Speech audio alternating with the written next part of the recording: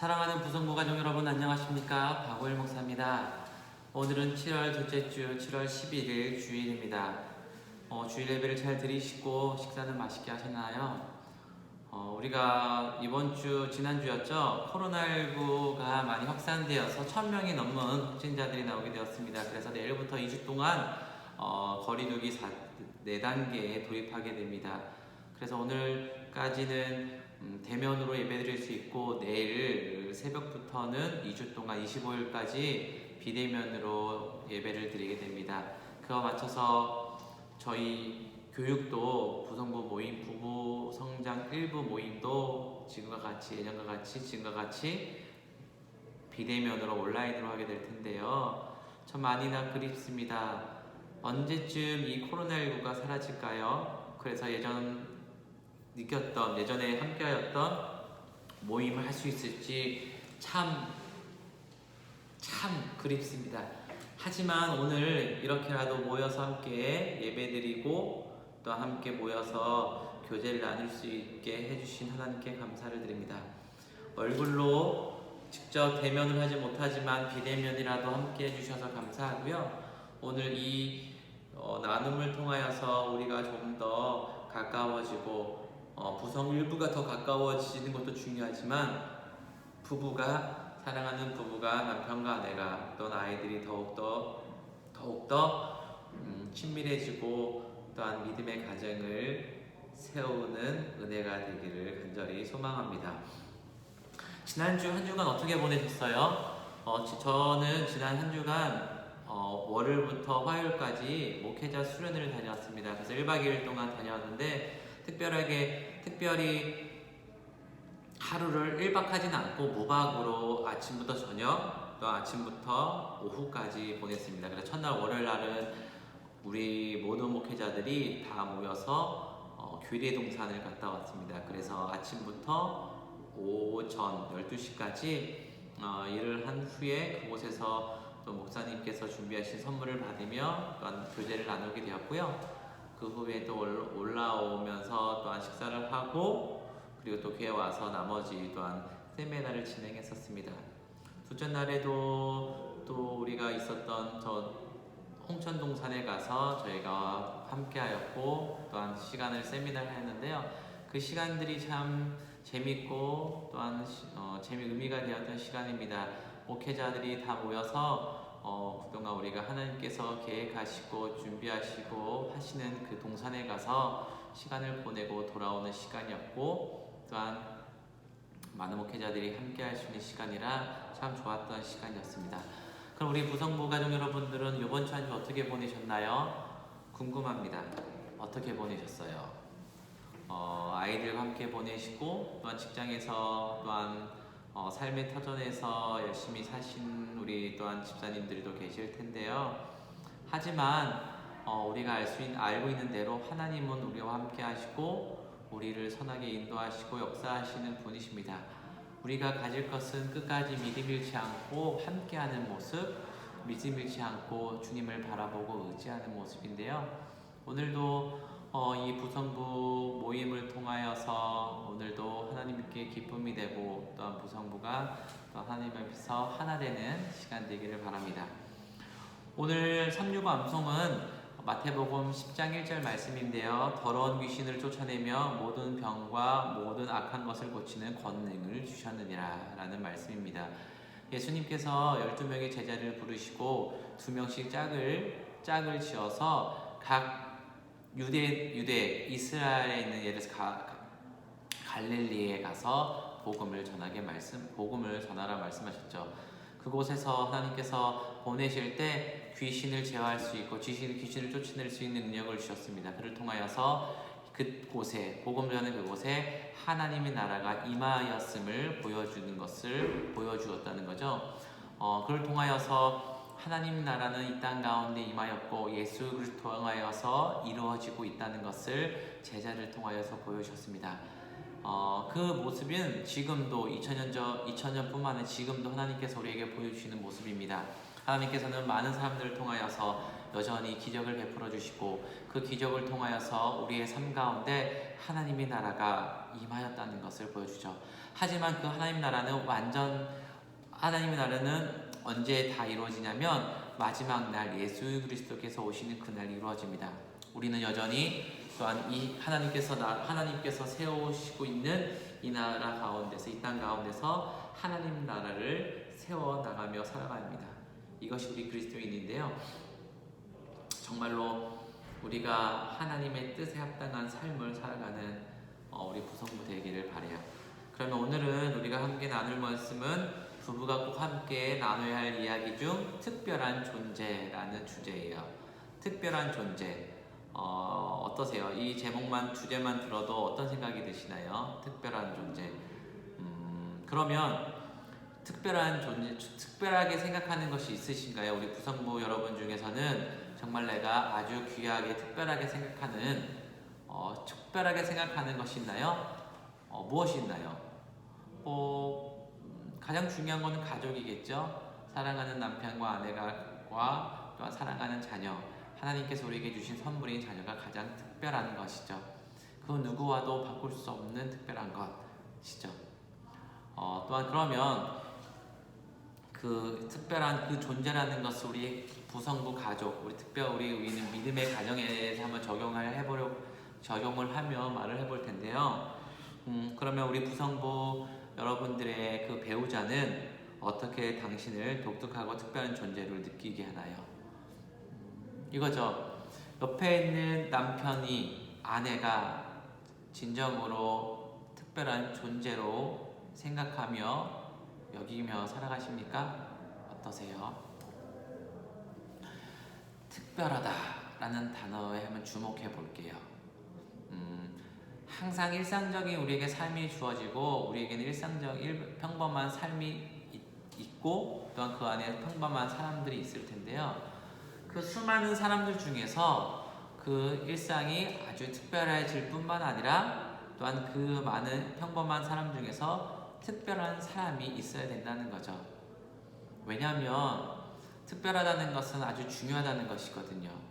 그러면 특별한 존재가 누구냐고? 바로 내 사랑하는 남편과 아내고 아이들이라는 거예요.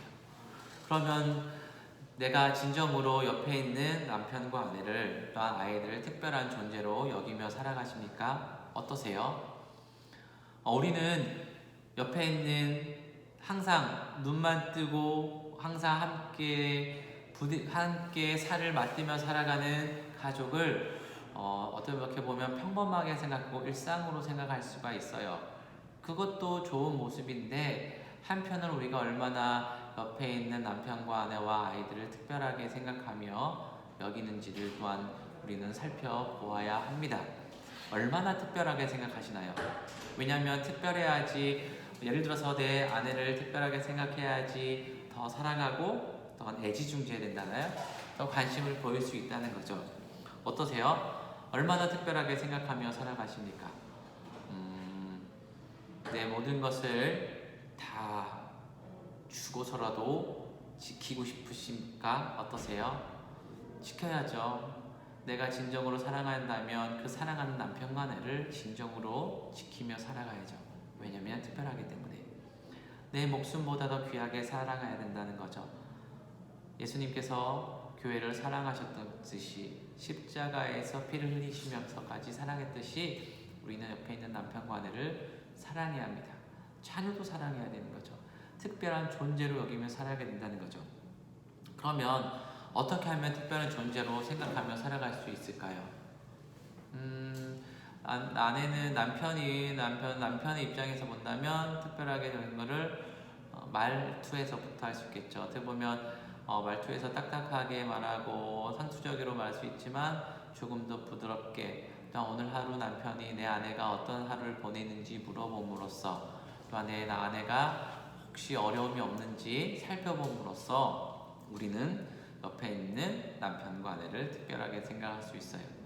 이것도 남편과 아내를 떠나는 부분도 있지만, 아내는 남편의 식사를 준비하면서 특별하게 또한 생각할 수가 있고, 여러 가지 방법이 있을 수 있어요. 그러면 어떤 구체적으로 어떻게 하면 특별하게 생각할 수 있을까요? 제가 만약에 우리 아이들에게 특별히 생각한다면 저는 쉬는 날 아이들이 좋아하는 것에 맞춰주려고 합니다. 그래서 항상 월요일 날 되면 주일 저녁이 되면 이하나 아들의 서아에게 서아야 너는 내일 뭐 하고 싶어? 아빠랑 뭐 하고 싶어? 라고 물어봅니다. 그러면 아이들이 말하는 것을 최대한 제가 아이들이 원하는 것으로 제가 행동을 하거든요. 왜 그럴까요? 이 아이들이 저에게 특별한 존재이기 때문이죠.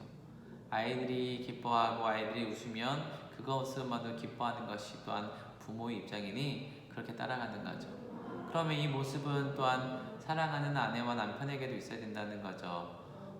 아내가 어떤 말을 하든지 귀담아 들어야 되고 또 아내가 남편이 어떤 또한 직장에서 어떤 어려움이 없는지를 또한 살펴봐야 된다는 거죠. 평상시대로 직장을 나갔다가 돌아왔을 때 혹시 표정을 보면서 또한 행동을 보면서 어떤 어려움이 없는지를 살펴볼 수가 있다는 거죠. 왜? 특별한 존재이기 때문이죠. 특별한 존재인 남편과 아내가 힘들어하고 아파하는 것을 그냥 지켜보는 거 싫잖아요. 맞죠? 맞습니다. 그런 모습이 필요하다는 거죠. 그러면 이런 질문을 또 한번 해볼게요. 당신의 배우자가 소중한 존재를 여기도 당신은 무엇을 할 수 있을까요? 계속 반복되는 말씀이죠. 무엇을 할 수 있을까요? 고민해보고 고민해봐야죠. 어떻게 하면 내 남편을, 내 아내를 귀하게 소중하게 생각할지를 또한 해야 되죠. 여러 가지 방법 중에 있는 거는 쉬울 수 있는 방법은 원하는 선물을 주고 함께 시간을 보내는 것도 있지만 말에서부터 행동에서부터 내가 사랑하는 남편과 아내에게 집중하며 정말로 특별하게 행동을 해야 된다는 거죠. 그러면 옆에 있는 남편과 아내도 특별하게 여기며 행동하고 느끼게 될 것입니다. 하나님께서는 이 세상에 수많은 남자와 여자가 있는데 그 수많은 남자와 여자 사이에서 하나님께서 지금 있는 남편과 아내를 짝지어 주셨어요. 믿으시나요? 하나님께서는 하나님의 섭리와 계획 안에서 남녀가 만나 부부의 연을 이어가고 또한 그 안에서 우리는 그